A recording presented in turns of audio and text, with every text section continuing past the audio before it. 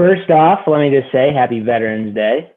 Shout out to all those who have served our country, right?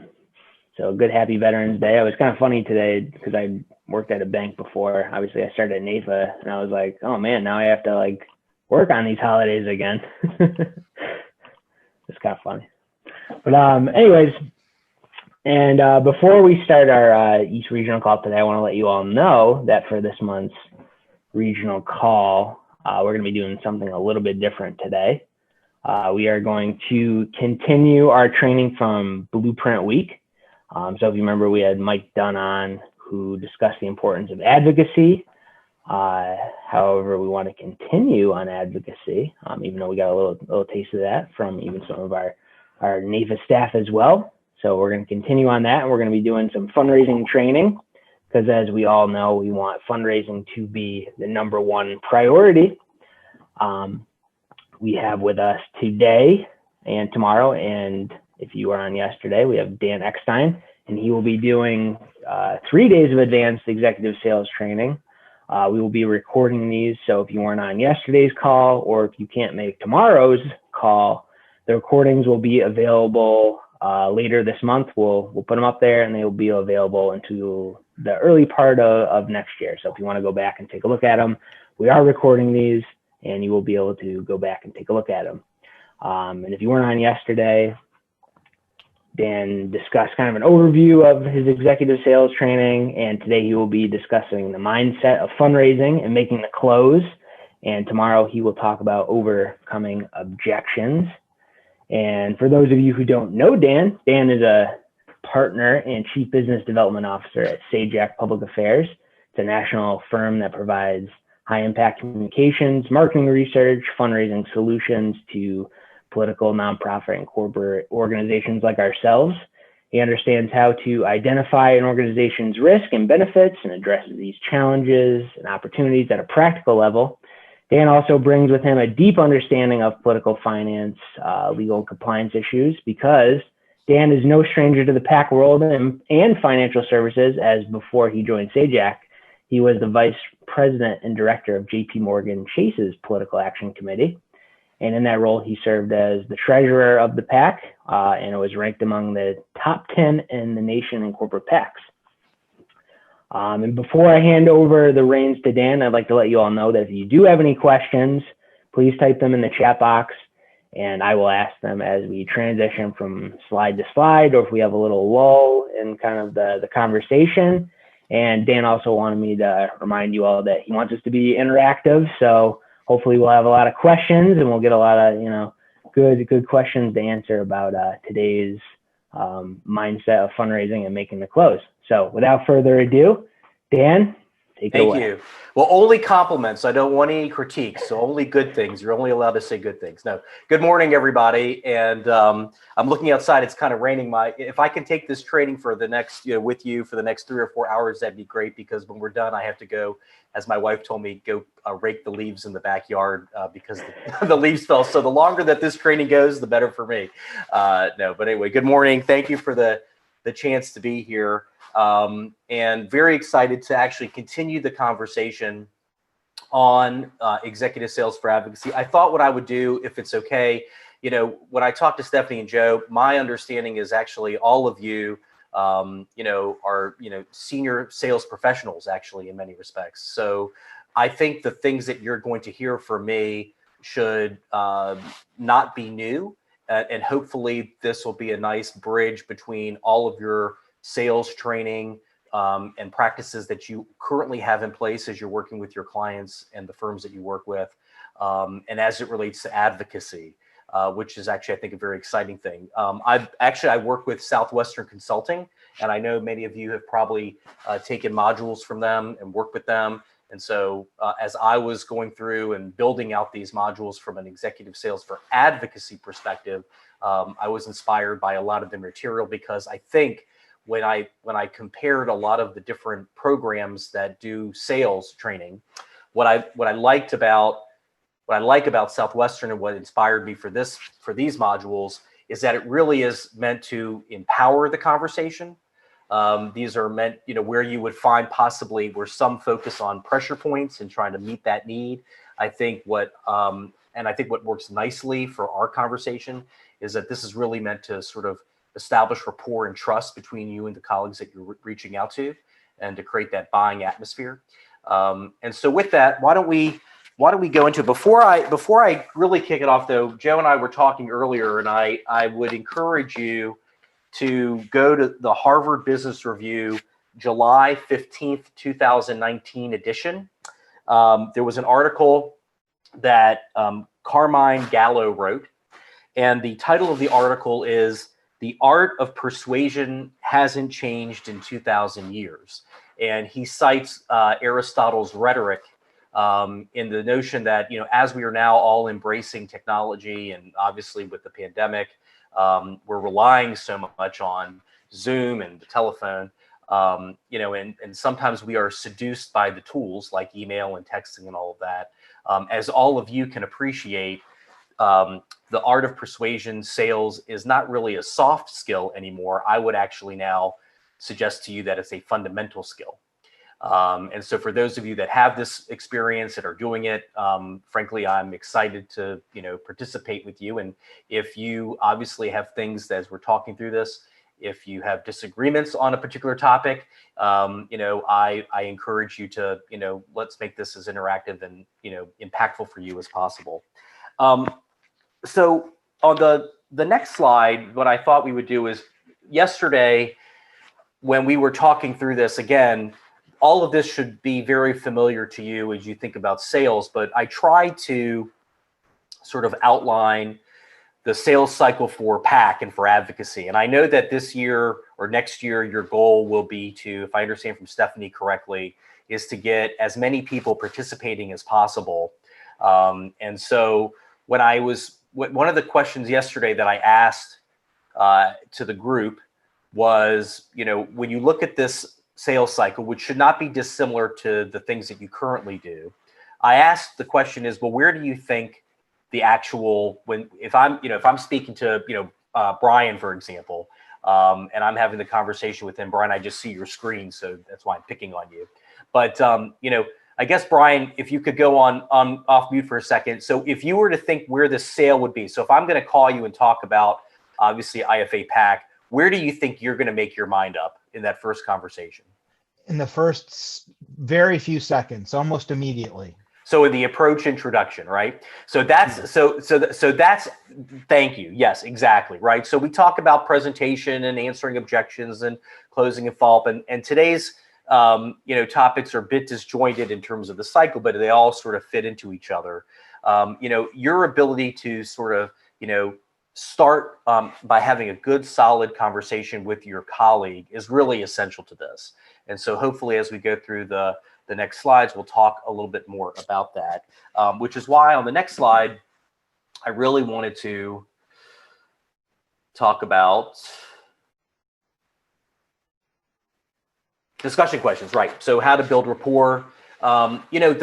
Again, from your experience, I would assume that you would agree that the best sales approach is not in talking, which I'm doing a lot of this morning, but really in asking questions. And we do a lot of these trainings, for example, as I referenced yesterday, to a lot of medical professional groups. And some of the reasons that the board of directors for these medical groups, they don't do the outreach, even though we provide them all of the talking points and the calendar and the materials, all of that stuff, is that, it's uncomfortable asking people for money. And more important, what they really don't tell us is they don't want to be told no, right? They're taking it personally, and they don't want to be rejected. So when they start the conversation, and we've done these exercises, they start by, saying, "Hi, I'm Dan with the blank medical pack. Please give to the pack. It's important. I hope you'll consider joining us." It just comes off rough, obviously, as they're doing it, and stilted, and the person on the other end of the phone obviously can appreciate, can sort of feel that as well. So it doesn't go well, which is part of the reason why they sometimes don't even make those calls to begin with. So as we're thinking through the opportunities for you to have these conversations, how would you think about your ability to start that discussion with a colleague. It doesn't have to start with, please give to IFAPAC, right? You already have a common connection with them because you're members of NAFA. And one of the things we talked about yesterday is, a little bit about your story, your journey. Why did you choose this profession versus being a baker or whatever profession you would want to choose, right? In replace of, what you're doing now. Why do you give to IFAPAC?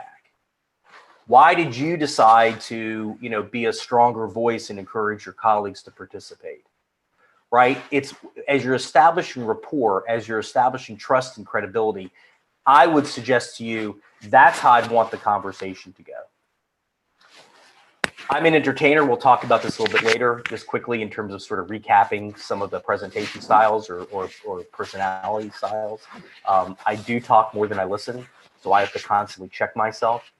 As you're talking with your colleagues about the opportunity to support IFAPAC, you want to hear objections. You're going to want to, hear their questions, because if they actually are asking questions, if they are, if they're not arguing with you, but if they're sort of pushing back, that's a good thing, right? Because they're actually listening to you, right? If they were quiet, and if you had the opportunity to sort of, present on video like we're doing now, up until such time as a FDA cleared vaccine is put in place and we can all meet in person. But, if you're sort of seeing that person that you can tell they're not paying attention, I would suggest that's a bad thing, right? And it probably is a cue for you to stop, right? And to decide, maybe now is not the right time to talk about this because obviously you're distracted. In the sales cycle, again, in the targeting component from the front end is, if you've done this for a couple of years or a couple cycles, whatever it may be, then there probably are very common objections or questions that you get or you may hear, and I'm sure Joe can speak to them. So, those may be things that as you're talking about the, advocacy program and supporting the PAC, you may be already sort of top of mind how you'd want to sort of address that. And again, back to this concept of creating a buying atmosphere. What I liked again about the Southwestern component, what inspires me and why I think it works so well from an advocacy for sales perspective is because you want to be just as comfortable hearing or asking for someone to tell you no as they would saying yes. Of course, you want them to say yes and you want to help them get to a yes, but getting an answer, even if it's a no, is a good thing. Because it gives you then an opportunity to sort of, circle back with Joe and Stephanie and say, look, these are the reasons that, these people weren't interested. And, now think about ways to address that. So the buying atmosphere, I think, here is essential because, again, I suspect in your current day jobs, that's, I assume, how you approach it, right? You want someone to basically just sort of tell you where they are in terms of, your prospecting. So on the next slide, which is about mindset, I agree, or I would assume that you would agree that it kind of all starts with mindset. And I'm sort of looking at some notes here because I just want to make sure there's a few points I don't want to miss. But, I'm not a psychiatrist, but I do think that mindset really is important here as it relates to advocacy because, and I would even submit that at this time, which is such a turbulent time, it's a scary time, right? Whatever the adjective is that we've been talking about this year, to some extent, you could actually make the argument that if you can think through this and express this to your colleagues, that actually you've been built for this, right? Not just in your profession and the way that you're sort of, working with your clients and you've been succeeding, but also on the advocacy side. I mean, if there are groups that, have never really been active on the advocacy space, and 2020 required them because, for example, the federal government, when, within a 12-month period of time is likely to add $5 or $6 trillion to the deficit. 49 of 50 states have blown their budgets, which are statutory or legislative requirements in terms of, having balanced budgets. The point being is we're living through the scene, right? We don't know what the flip side is going to look like yet. We're still going through this, but you have the opportunity, particularly on the advocacy side, talking about IFA, not just from the advocacy grassroots, because I know some of you do grassroots as well, but also on the PAC side, is now is the time to be involved, because now is the time to be able to sort of help set the framework for, as big public policy decisions are going to be made. And the more people that can support NAIFA's advocacy efforts, particularly through the PAC, is going to be essential. So mindset, as you can appreciate, is your self-talk. It can be obviously, it's your internal dialogue. It can be both very positive. It can be negative. But again, I'm sure you do this already. Staying positive is essential, because obviously, we are starting to see the light at the end of the tunnel. And I do believe that your opportunities to get more of your colleagues in the door is going to be a very good thing long-term for IFA and for NAIFA. So on the next slide,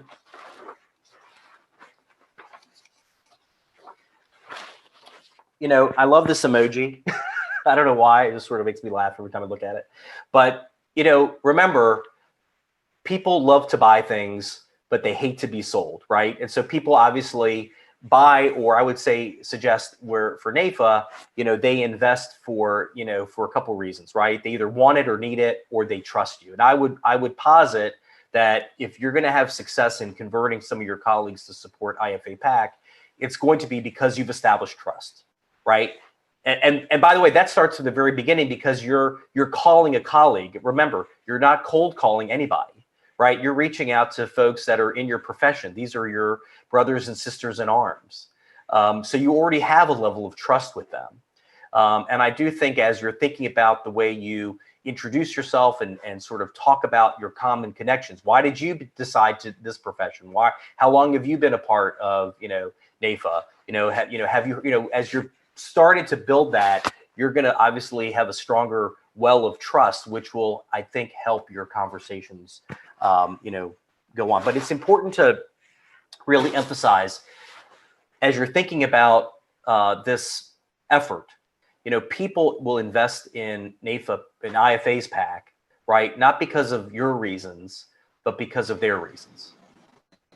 So your conversations, and if you're going to be asking questions, really should be to suss out what their questions and concerns may be, right? So that you have the opportunity to, to sort of make sure that the IFAPAC meets their need. And I would be very confident about it. This is someone's on speaker. There you go. I think that may have been Stephanie. But might have been. Yeah. Yeah. Also, too, if you are on the phone, it's *6 to unmute if you have a question. Dan, as a reminder. And Dan, can I ask? This is Danny from New Jersey. Advocacy is the infrastructure, everything we do, but we do things a little different. Right from the beginning, we tell them that advocacy enables us to be confrontational without being adversarial.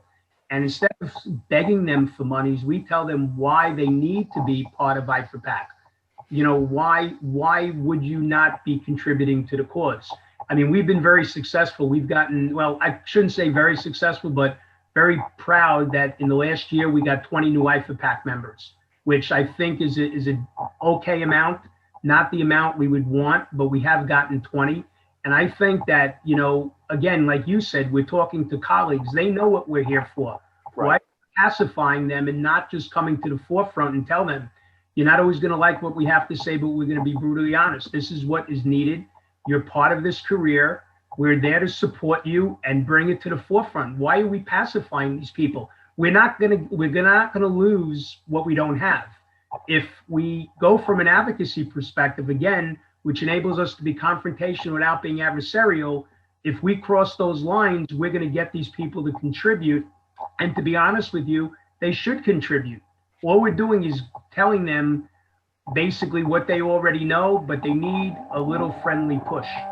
Well, I think I like that, and I don't disagree with you. I guess my only slight pushback would be is, back to that concept of people give for their reasons and not yours. I mean, they may hate their job, right? They may not like, their comp this year. They may not like, their boss or something. They may not feel NAIFA's giving them the services that they are paying for on the front end. And I'm not attacking NAIFA. I'm just basically suggesting that, if you're going to have a conversation with someone kind of fresh, and what it sounds like, Danny, is that you're actually very passionate about your profession and all the good things you're doing, which I think is fantastic. And that's what they need to hear. I think it would, be a benefit to you in the conversation to kind of get their sense of how they feel about their, profession, where they are. Because, if they basically start off by saying, this year's going to suck for me, right? And Danny, you weren't there for me when I needed you. Oh, now, yeah, you want me to give to the pack? It's kind of one of those things that, I think in the beginning part, as you're asking questions, could be an opportunity to at least glean some of that information. And then I think as you're having that conversation, you'll be, again, my assumption is you're very successful in your current role. That's why you're here. So you'll know how to calibrate that conversation. I mean, I try to be as direct as I can too, but I'm always amazed at how many people are non-committal, if that makes sense. They don't want to be confrontational either. So just as a reaction. Dan, hi. Stephanie, do you want to say something? Yes, if I can, please, real quick. One of our tactics at IFAPAC is we talk about how IFAPAC is your business. Sorry, we just changed it to business this year. Your business protection insurance. So yesterday we were talking about, how people like to buy a product, and because we're insurance agents and financial advisors, one of the slogans, I guess, for the pack is that, we need our members to buy their business insurance premium, and that's by giving to the pack. But it hasn't always worked as well as we would like it to work. So, what are your thoughts there about that slogan when you hear that? I love the slogan. I just think actually, and I say this for some of the other clients we work with, particularly on the association side. So I think it works nicely here, which is actually you have a real opportunity to actually be NAIFA's membership director, right? To really reinforce the power and value of NAIFA, and to really make sure that they're getting the, all of the benefits that NAIFA provides. And if you get that sense from them, supporting IFAPAC is a no-brainer, back to Danny's earlier point, right? Because I think the opportunity is, if you're framing it as business insurance to some extent, which I can appreciate, I just think in your conversations, you actually have the opportunity to reinforce the power and the value of NAIFA. And then an easy demonstrator of that success is through IFAPAC, which at the same time also helps the association. So it's a win-win-win. But I think actually you have a real opportunity to, again, to be a real cheerleader for your industry, for your profession, and for NAIFA. So I know that, we're sort of moving and grooving. I want to keep going a little bit. Yesterday, on the next slide, we talked a little bit about this, but I thought it'd be helpful to highlight. I think I know what Danny is on the next slide in terms of personalities. Does it come up? There you go. So, again, there are lots of, personalities assessments, Myers-Briggs and all that. Again, I like the Southwestern consulting model because it's pretty simple, right? There are 4, personality types. And as Brian mentioned on the front end, you only have seconds to sort of make that first impression. And you have the impression, but you're going to glean information from them as well, right? So for those that just haven't seen this, let me just quickly sort of describe the colors and the personalities, right? So a fighter, right? Person's very results oriented, but they're kind of impatient. They want to overcome odds. They don't want to lose control over the situation. They want to get to the point, right? As you're having conversations with those people, providing them A, B options is good, right? And by the way, as I referenced yesterday, my sense is if you're doing this right, and you're having conversations with your colleagues, you're probably having 2, 3, or 4 conversations with them about this topic. It may not happen on the first call or the first video conference, right? That, I mean, there's probably going to be some logistics, right? It's, you know, Wednesday at 10:30. Can you talk now? No, I can't. Can you talk at 5 o'clock on Thursday, right? There's going to be some of that back and forth.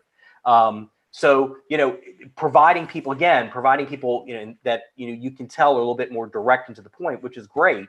You know, will this time work or that time? Well, how do you know? So you'll be able to gauge that. As you can tell by me, I'm an entertainer, right? So I'm very enthusiastic, but I talk way too much.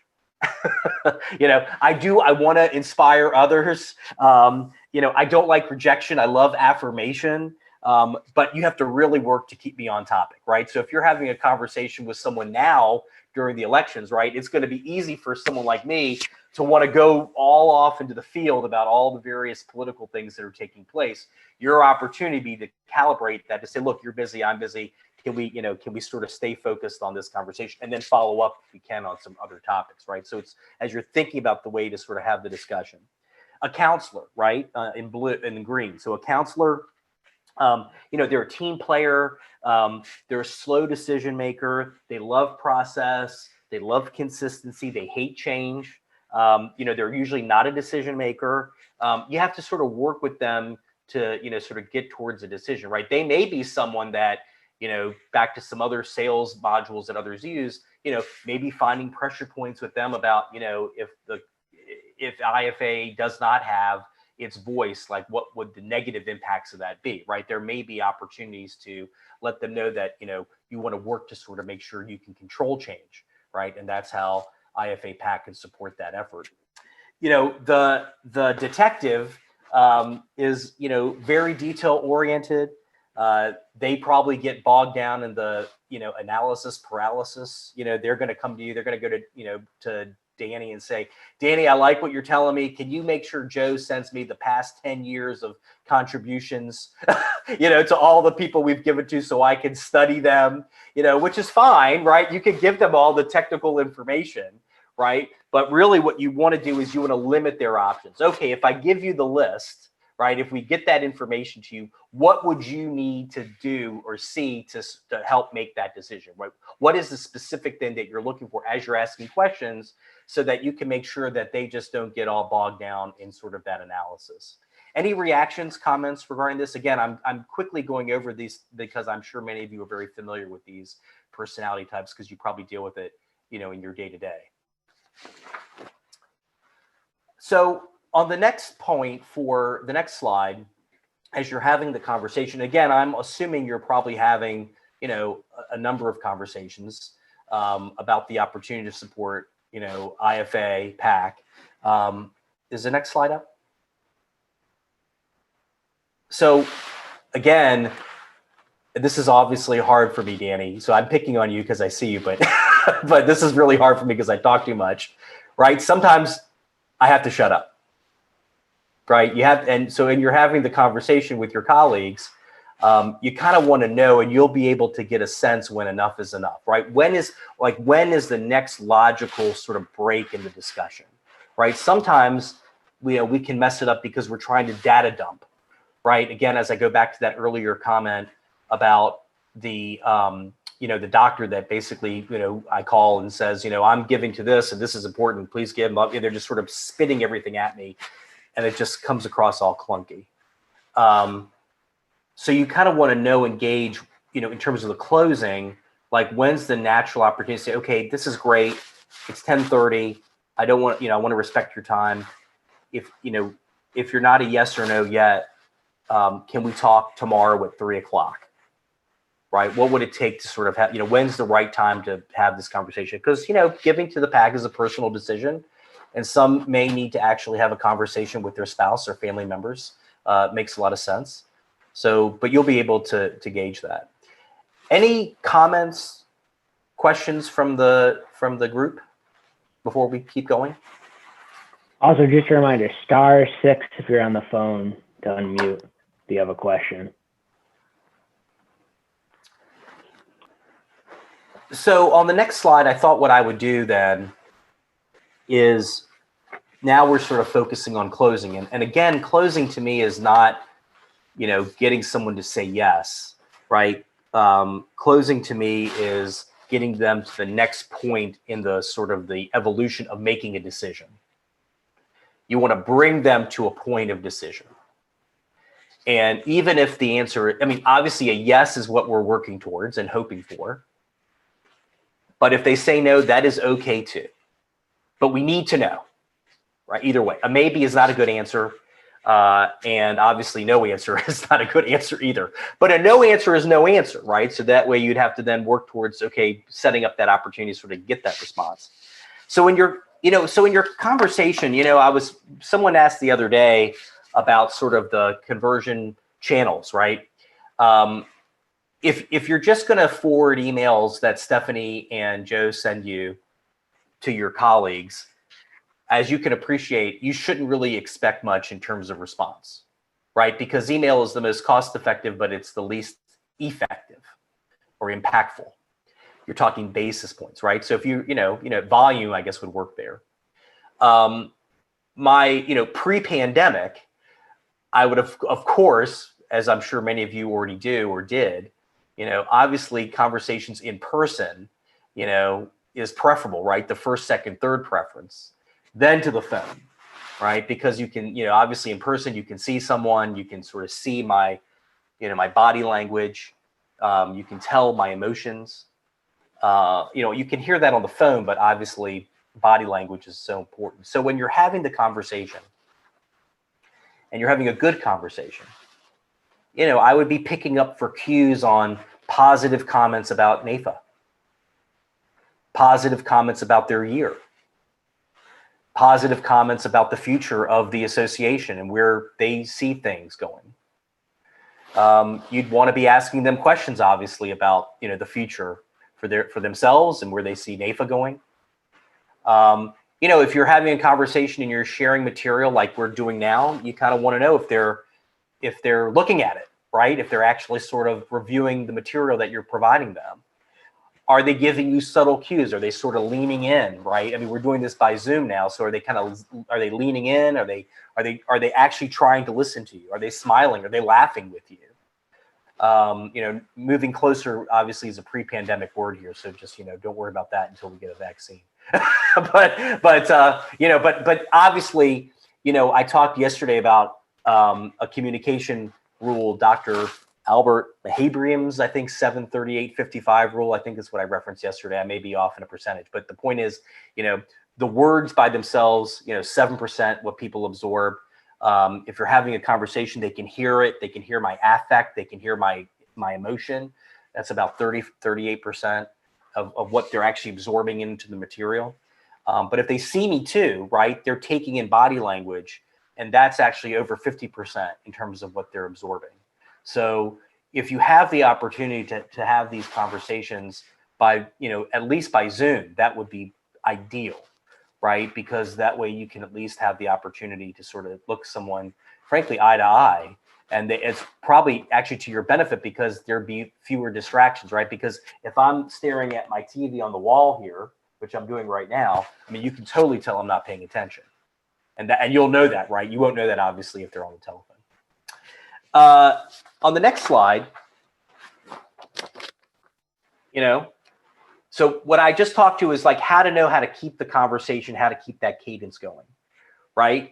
So as I referenced just a second ago, if I'm staring at my TV, I'm not paying attention to you, right? So if I'm, and which is why, again, I would try to do this if you can, have these conversations if you can, by video, because it's going to be really hard. I keep reemphasizing it, but it would be really hard for someone to be disinterested if you're kind of staring at them screen to screen.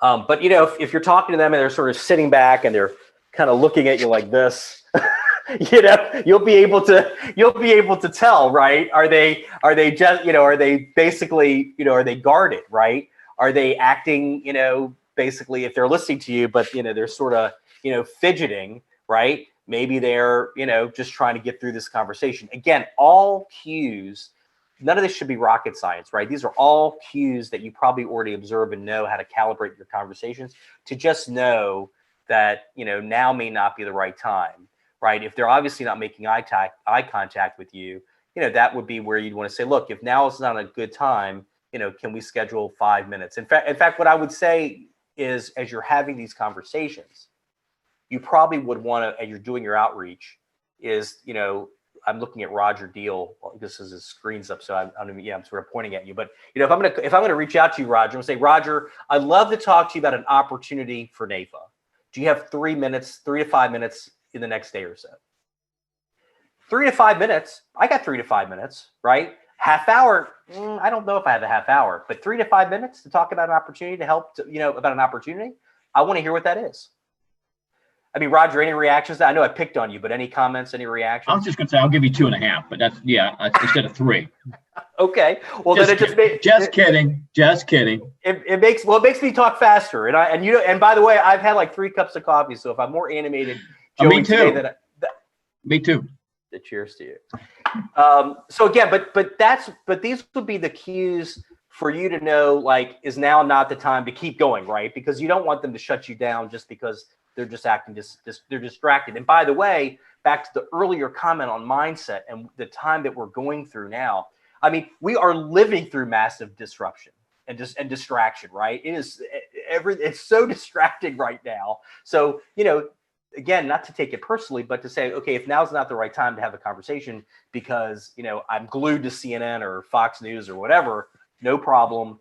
Can we talk tomorrow? The next slide, right? So on the next slide, again, I'm just trying to highlight this.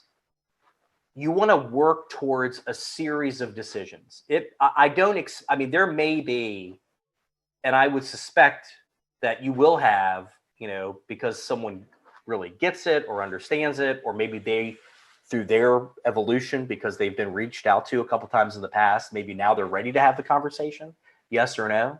So you will likely have, conversations with someone that, you'll be able to ascertain from them a yes or no pretty quickly. But for many folks, I'm not so sure that'll be the case. So all you want to do is work towards as many green lights as you can. Right? Again, that's why I suggested to you that it may take 3 or 4 calls or conversations to get them to give, because one, if you don't know the person, you've got to establish some trust and bond and some connection with them. You have to, get a sense from them of, how they view NAFA, how they view their profession. Are they positive about it? Do they see the value in what they're doing? Have they heard of the PAC? Right? I'm not skirting the conversation of the PAC. I'm just trying to make it go smoother. Right? So I'm not sure if it's the first or second conversation. Now, I would say after the 4th conversation, if you haven't gotten a yes or no, then you probably haven't gotten to the point where you've asked them. Right? So I don't want you to waste your time. I just want to set the right expectations that it may not happen in the first 5 to 10 minutes of a discussion with somebody. And again, I think all of you, by the nature of you being here, in your current roles, do this all the time. So this should be a very natural sort of opportunity for you. But again, I think what Stephanie and Joey wanted to, have me come in a little bit is because, it's not about products and services. This is really about, the future direction of your industry, right?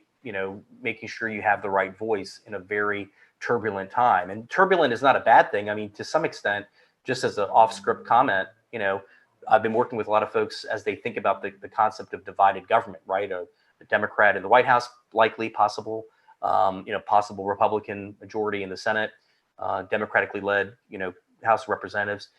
That type of divided government actually has produced repeatedly more public policies to the benefit of the American public, right? Because it forces consensus. So all I'm saying is that, you have an opportunity now to really be a real advocate for NAFA and advocacy through having those conversations. And you want to work towards, the decision. I know I'm going to sort of wrap up soon because I do want to go through a couple things and I'm talking too much. So as you're closing, I thought what I would do on the next slide, please, is I thought I would, just basically remember saying, look, closing is just asking good questions. Stop selling things. Try to listen. Again, that's hard for me, but really try to listen. Let's go to the next slide, please. So the next 1, 2, 3 slides are different possible techniques. So what I'm hoping, Joey, is that we'll be able to send this presentation to everybody on the phone. So we can, again, some of these things you may already use, which is the trial question, right? Are you with me so far, right? These are pulse check questions, right? As you're working towards a series of green lights, I mean, if you're at the point in the discussion where you can say, look, is this something you think you'd like to participate in? Again, there's no particular order to these. These are just various sort of techniques and questions. Then that's a good question to have, right? As you're listening, is this something you'd like to do? I love the next one. And I love using the scale of 1 to 10 because, if 1 means you're not interested, 10 means you're basically doing it. Where do you stand? Most people tell me they're at a 5. Right. And as we'll talk about tomorrow, one of the reasons that you hear objections is because people don't like to commit. I mean, this is all in your wheelhouse. You guys know this, right? So when I talk to folks sometimes about the PAC and they tell me, well, I'm at a 7. Okay, well, that actually tells me you're closer to a 10, right? So what is it exactly that you're not, that doesn't get you to, to a 9 right now?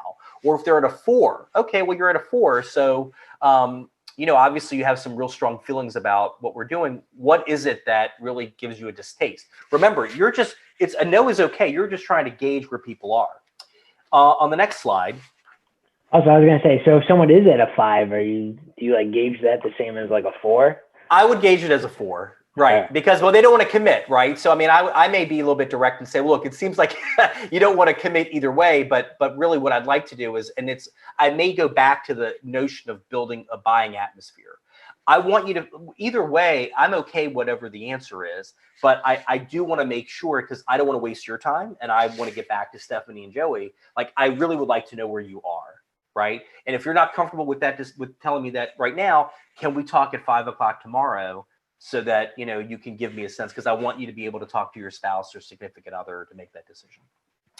The next slide, no means yes, right? And what I mean here is, not to be too much of a play on words, but, can you see any reason why you wouldn't want to move forward today, right? Again, you may be familiar with, like, you want them to sort of, you want to sort of push it back on them a little bit. Tell me exactly why you wouldn't want to do this, right? It actually, you may have them talk themselves into, sort of saying, oh, that makes sense. I may want to support the program, right? You basically could say, look, I have the form. If you're busy, we can take, 3 minutes. Let's fill it out now. Let's just get it done. Let's just make it happen, right? There may be that opportunity, right? Then there's the assumptive close, which may be like, hey, look, if, maybe you want to start on January 1. That's great. I'll make a note to make this happen, right? You may gauge that in your conversations with them, from a timing perspective. On the next slide, takeaway close. It is okay if they are really pushing back and they don't want to support it. It is okay for you to say, look, maybe this just isn't for you. Like, maybe, that is okay. I totally understand. And that may, being direct, as Danny was just sort of referencing earlier, letting them know that, we may not see eye to eye on this, but it's okay. That will help sort of, maybe gauge someone to say, yes, that's right. Now is not the time, but you know what? Let's talk next year. Stephanie, did you want to say something? Yeah, I have a quick question about that takeaway close. What if they're not ready to put their money where their mouth is, I guess, for the PAC, but we can offer them to become an advocate for, to become Yeah, well, if your question is like they don't want to give right now, but they want to sign up to be an advocate, I think the answer is yes, and that's a win, right? I mean, because I then think, Stephanie, it's you and Joey's opportunity to make sure that you have the list of those types of folks that you really can start to really share information with them, cultivate them, let them feel it, taste it firsthand. Because if they're an advocate and they start to participate with you, then, I mean, I would assume then, 6 months or a year, you would have the opportunity to go back and say, you've been an amazing advocate. Gosh, if you could join us on the PAC side, IFAPAC side, that really would round out the opportunity. So again, I would take that as a win, right? Because, and I think part of your opportunity next year too is participation. So I don't think you're looking for, someone to, sign up for a second mortgage to do this. You're basically just looking for more people in the door. Again, this pro-con one, probably not my favorite, but I can see it, which is like, okay, let's take out the piece of paper, pluses, minuses, and let's go through that. I can tell you what I think the pluses are for being part of this thing. And again, I'm picking on Danny because his screen is on, but Danny, basically you were very forceful in a positive way about the power of your profession, your industry, why this makes sense, Yes. how this is important. So there's probably a lot of really positives that you can go through. But I would imagine on the flip side, it's politics is personal and it's controversial and it's emotional, right? And so there would probably be this technique is probably an interesting way to gauge someone's personal feelings about this effort too, because sometimes those emotions, as you can appreciate, trump the logical sort of thought process in all this. So I know we only have a few minutes left. The next slide is really just to.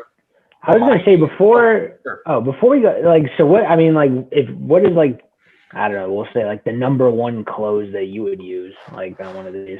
I just love as I referenced earlier, I love the scale of 1 to 10 because I am kind of math oriented, and it just gives me a marker of where they are. And it gives, in my opinion, it also gives them the ability to fudge, right? So, if they tell me they're a 5, well, then that tells me that I need to, then that tells me that I need to work towards getting them to tell me, are you 1 to 4 or are you 6 to 10?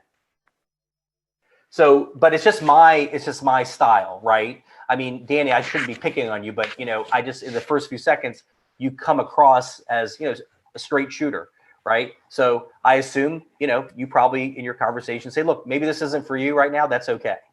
That may not be your favorite, but that's just something that I could envision you sort of speaking towards. Unless you disagree. Can I add one other thing, Dan? Sure. Remember why not ask them a question? Never ask somebody why. Why implies a value judgment. You got to change the approach. You ask somebody, what is the reason that you're apprehensive or inhibitive? When we were kids and we did something wrong, our parents said, why did you do that? Why implies value judgment. If you ask them why they don't want to give, you're targeting and you're looking at their values. But you ask them a question, what is the reason that you feel apprehensive and imperative? What is the reason that you're not giving to IFAPAC, and let them answer? What instead of why 100% of the time. If you ask why, the sale is gone. They will never give to IFAPAC because you've implied a value judgment. Love it. Thank you for teaching me. Love it. You're welcome. Love it. But again, we only have 10 minutes on this. And like I said, I don't want to have to, rake my leaves. So we can talk for longer if you want, but, the next slide is, again, the failure with the PAC. And I would assume the failure, even in your current business, is the failure to make the ask and the failure to follow up. And so, the phone was the easiest, stock image I could find on this, but I can't say it enough, right? You have to, and this actually goes towards a conversation we had yesterday, which is, and we'll see this on the next slide if you don't mind, Joey, which is, if you don't schedule it, you're not doing it. You're busy. There's a lot going on. We're going to get off the call in about 8 or 9 minutes, and not that you're going to forget about this training, but you're going to be sucked back into the vortex of your life. And so, my request, what I would implore upon you to consider doing is, if you're going to do this outreach, to build in the, probably 20 to 30 minute blocks where you'll make this outreach, or 10-minute blocks, whatever works with you on your calendar, right? because if you schedule it, you will likely do it, or you'll see it and make an active decision not to do it, right? But the point is, putting it on your calendar really is essential. On tracking it, again, I would work this like you do probably your business opportunities. I would try to work with Stephanie and Joey to, these are the X number of people I've reached out to. This is the Y number of people I've had the first conversation with. These are the Z people that, I have the follow-up conversation, right? I mean, again, to me, it's just a math equation, right? So what we're just trying to understand is how many of those conversations, right, will it take, right? What's the sales cycle, right? How much time and effort it's going to be to sort of get this done? And hopefully these trainings yesterday and today, because I know you'll get the recording, the hope is that, some of these tactics and conversations will sort of compress that time frame just a bit, because you're busy, they're busy, and we want to make this as positive an experience as possible.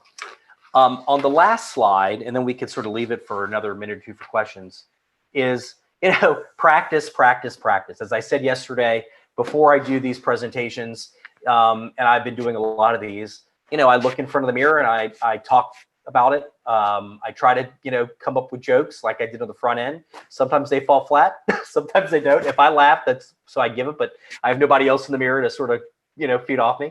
So that's why you heard my bad joke on the front end. But the point is, the more the practice, Stephanie and Joey and Joe can provide you all of the, information about IFAPAC, the percentages, who you give to, the public policy issues, all the technical things, all the compliance information that you have to have. You'll get all of that. I think what you're going to want to do, and if you can refer back to yesterday's training, which we talked a little bit about, your story, spend some time, if you don't mind, spend some time thinking about your opening conversation as you're asking questions. But if you're explaining, I'm looking at Roger. Roger looks like he's 25, but so assuming, Roger, you've been in the profession for, just a few years, right? There you go, right? What keeps you? What sustains you, right? Again, sales is a transference of emotion. So if your colleagues can hear your passion, your interest in this, that's going to perk them up. And so practice your introduction to them. And then, think about practicing the right pivot to now, have you heard of IFAPAC? Like, are you even familiar with it? I mean, just a simple question. That may start the conversation. So we're at 10:54, 55. We have about 5 minutes left. Joey, how do you want to do this? If anyone have any questions, again, if you're on the phone, *6 to ask them, or you can put them in the chat box. Wait a second. You can also just unmute and ask too. I feel like we're being a little informal here, so.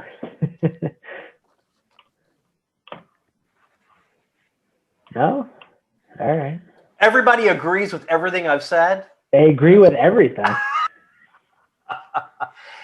Well, if you have questions, comments, reactions that I just heard somebody. I'm just curious. This is Matt Campbell. I'm just curious, for those who have been actively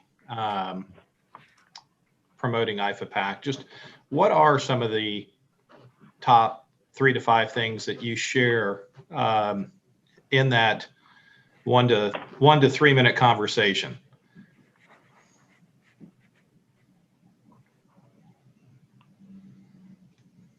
Not everybody at once. This is Stephanie, and I'm going to say that what I try to get you guys to focus on is sharing your story, telling and maybe I shouldn't say this anymore, but the why you give, why you're involved. That's what I try to get you guys to talk about. I know in New Jersey and in a few other states, they've been really successful in talking about either state or federal issues right up on front, kind of answering the "what have you done for me lately" kind of question.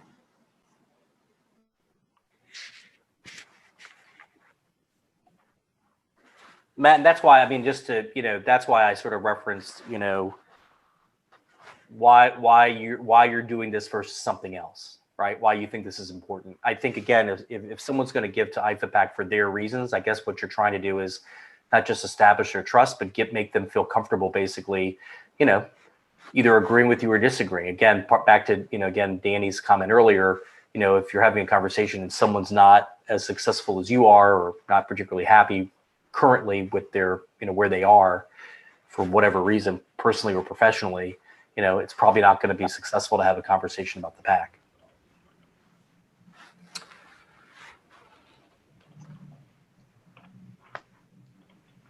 All right. Any other questions? No? I mean, they're really quickly now. I won't go through it, but it looks like there are actually a lot of great comments here in chat. And I guess maybe Stephanie and Joe, there's this question about how does IFAPAC, oh, maybe this is a question that you asked, Joe. How does IFAPAC create that buying atmosphere? Sorry. The point is basically making people feel comfortable, saying yes or no. Sorry. So. Hey, it was a great question. So, you know what? I'm glad he answered it. Thank you. Not to toot my own horn or anything, but yeah. That's right. So Dan, I mean, obviously, some of the key issues that we all face, and asking questions. And I don't know if I've ever really phrased it as a question, but I probably do this going forward. But Dan, if death benefits were taxable to your client, would that have a negative impact on your client and your practice? If you had to disclose every dollar of your commission as part of a sale, would that have a negative impact on your ability to make a sale and actually help your clients? Those are the things that IFAPAC is doing to help protect us and our clients. Right. Those are the things that I often share when I'm having this conversation. The question I have is, are there other things outside of those two that anyone on this call would like to share that I would call the true power points of the conversation? I'll share if you guys don't mind. Yeah, go. Oh. What I do is when I'm in front of them, I ask them, you feel you're an advocate and you have, as an advocate, a responsibility to the people that put their trust and confidence in you. And they go, well, of course. Then I said, you have a responsibility to be part of IFAPAC, because if you are not part of IFAPAC, you're not protecting the people's best interest that put their trust and confidence in you. So if you want to do a paradigm shift, it's not about you, it's about the people that put their trust and confidence in you. So like when you said before, Dan, well, some people might be having a bad year. Doesn't matter if they made $1 million or if they made 20,000. If they have people that put their trust and confidence in them, they have a responsibility. And when I say to them is, everybody finds money for everything they want to find money for. If you have a financial situation, we understand that. That is an extreme, and it does happen. But the same people that say that they don't want to give for IFAPAC are outside smoking cigarettes and spending $300 a month on cigarettes. So again, from an advocacy perspective, you need to cross the line, because everybody finds money for everything they want to find money for. And if you're in this career, New York Life did a study. If you belong to NAIFA, you physically make about $43,500 a year more as a NAIFA representative than as a non-NAIFA. So if somebody tells you that they can't afford $10 or $20 a month, then they should get out of the career. All they're giving you is excuses, then they're in the wrong career. We have to go past the objections and past the excuses. Well, I love that, because I think what you're also getting from me is you're trying to understand how they prioritize what they're doing, right?